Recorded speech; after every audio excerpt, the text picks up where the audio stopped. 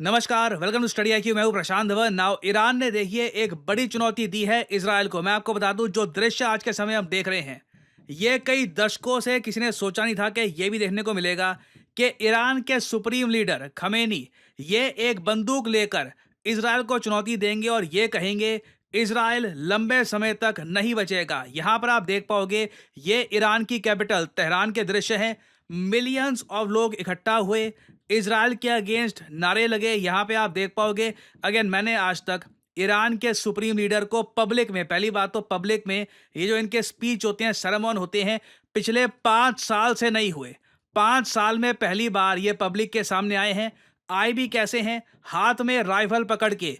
ये एक प्योर आप कह सकते हैं मैसेज है इजराइल को। और इन्होंने स्पीच में ये बात बोली भी है, Israel won't last long, Israel लंबे समय तक नहीं टिकेगा। ये इनका बहुत ही ज़्यादा स्ट्रॉन्ग मैसेज है इजराइल को, एक ऐसे टाइम में जब यूएस और इजराइल ऑलमोस्ट सर्टनली एक बड़ा अटैक करने वाले हैं ईरान के ऑयल रिसोर्सेज पर, जहां पे ऑयल अपना ईरान रिफाइन करता है या फिर स्टोर करता है, इसको डिस्ट्रॉय कर दिया जाएगा। ऐसे टाइम में ईरान के सुप्रीम लीडर ओपनली कहते हैं कि अभी हाल ही में जो हमने मिसाइल्स बरसाए हैं ना इजराइल पर, ये तो मिनिमम पनिशमेंट थी। सबसे कम पनिशमेंट इनके हिसाब से इन्होंने दी है इजराइल को। वेल, अभी सिंस कैजुअलिटी जीरो है तो मैं भी यही कहूंगा मिनिमम पनिशमेंट है। ये कह रहे हैं कि इससे बहुत ज्यादा ये कर सकते हैं इजराइल के साथ। الله أكبر. الله أكبر.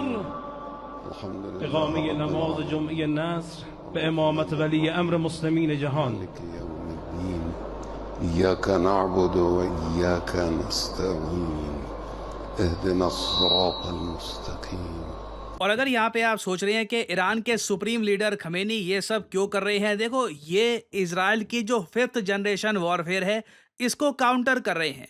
रिसेंटली आपको याद होगा, इजराइल के मीडिया ने ये बात फैला दी थी कि अब देखिए खमेनी डर चुके हैं, ये किसी अंडरग्राउंड बंकर में छुपे हैं, क्योंकि इनको पता है कि एक के बाद एक हिजबुल्लाह के जो लीडर हैं ये मारे गए, हमास के लीडर को ईरान में मार दिया, तो खमेनी पे भी अटैक हो सकता है।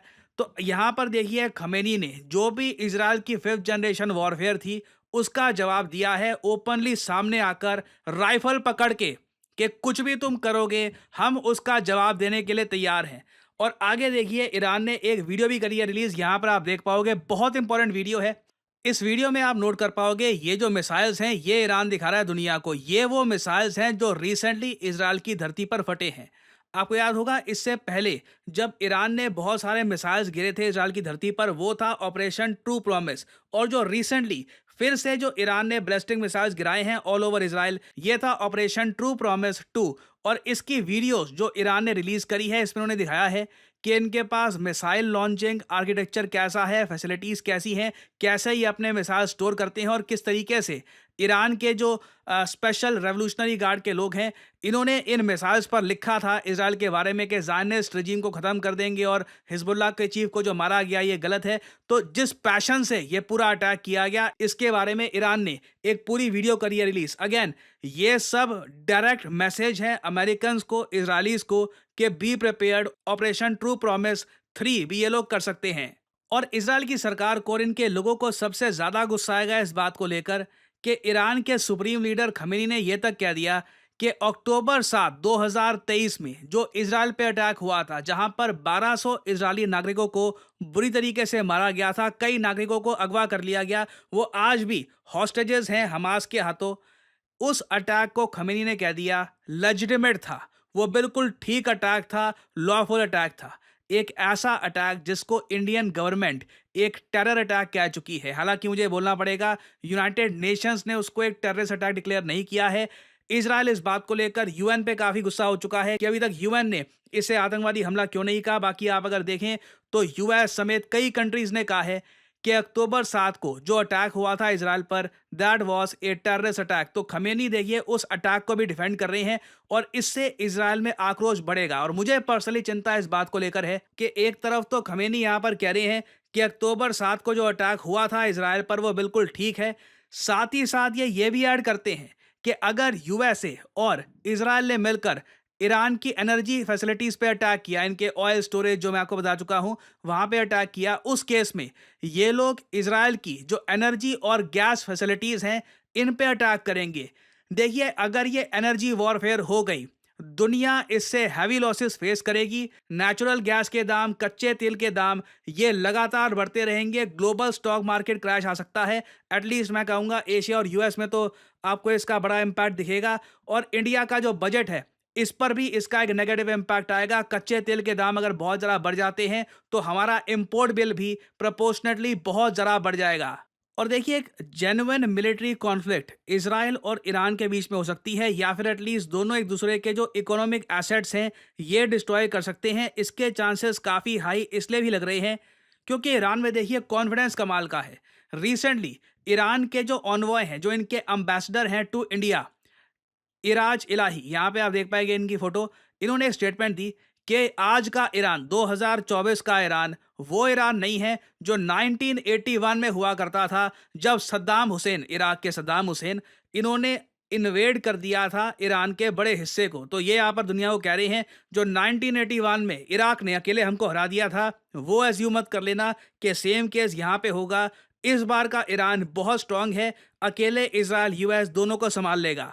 और दूसरी तरफ हम ये देख रहे हैं कि यूनाइटेड नेशन सिक्योरिटी काउंसिल ये इजराइल की निंदा कर रहा है क्योंकि इजराइल ने ब्लैकलिस्ट कर दिया है एंटोनियो गुतरेस को, यूएन सेक्रेटरी जनरल, मतलब कि यूएन के जो चीफ हैं। इस टॉपिक पे मैं कल से वीडियो बना चुका हूं। तो यूनाइटेड नेशन सिक्योरिटी काउंसिल अब इजराइल को कह रहा है कि जो ये ब्लैक लिस्टिंग कर रखी है यूनाइटेड नेशंस के चीफ की, ये रिमूव करिए। Now Israel United nation security council की भी नहीं सुन रहा, और आज के समय जिस तरीके से ईरान ओपनली चुनौती दे रहा है इजराइल को, अनफॉर्चुनेटली बोलना पड़ेगा, something big is about to happen, कुछ बड़ा होकर रहेगा। कुछ अपडेट्स आती हैं इस टॉपिक से रिलेटेड, तो मैं आपके लिए बाद में अपडेटेड वीडियो ले आऊंगा। और फाइनली आप लोगों के लिए एक बहुत ही इंपॉर्टेंट मैसेज, इस वीडियो की कमेंट सेक्शन में जाइए, यहाँ पे आप देख सकते हैं ये link, UPSC UPPSC combo package. यहाँ पर देखिए स्टडी IQ आपके लिए एक यूनिक कॉम्बो पैकेज लेके आया है, जहाँ पर आप यूपीएससी और स्टेट पीसीएस एग्जाम्स दोनों के कोर्सेज कर सकते हैं purchase at a very special price. तो सिंपली यहाँ पे आपको बाय नाउ पर क्लिक करना है, और याद रखिएगा स्टडी IQ के कोर्सेज में मेन सबसे इंपॉर्टेंट आपको फैक्टर मिलता है एक 1-to-1 मेंटरशिप का। इसका मतलब क्या है? आप कभी भी डिमोटिवेटेड फील कर रहे हैं, आपको किसी से बात करनी है कि मैं अपनी स्टडीज़ को कैसे प्लान करूं, क्या मैं चेंजेस कर सकता हूं, आपको काउंसलिंग चाहिए, आपको एक प्रॉपर गाइडेंस चाहिए, हमेशा हमारा मेंटर आपके लिए रेडी रहेगा। और ये ऐसा नहीं है कि कभी हफ्ते में 1-2 बार बात हो गई। He will be there with you throughout your UPSC और यूपीपीसीएस जर्नी। और यहाँ पे ऑब्वियसली आपको लाइव क्लासेस मिलती भी हैं, जो प्री रिकॉर्डेड सेशंस हैं वो भी साथ में आपके लिए अवेलेबल होंगे। प्रीलिम्स की टेस्ट सीरीज मिलती है। A preparation kit will be delivered straight to your address, जहाँ पे स्टडी IQ ब्रांडेड मर्चेंडाइज आपको मिलता है, स्टडी IQ ब्रांडेड मैप्स जो आप दीवारों पे लगा सकते हैं। So all this will be available, but जो प्राइस यहाँ पर लिखा है ऑब्वियसली नेवर एवर पे दिस प्राइस।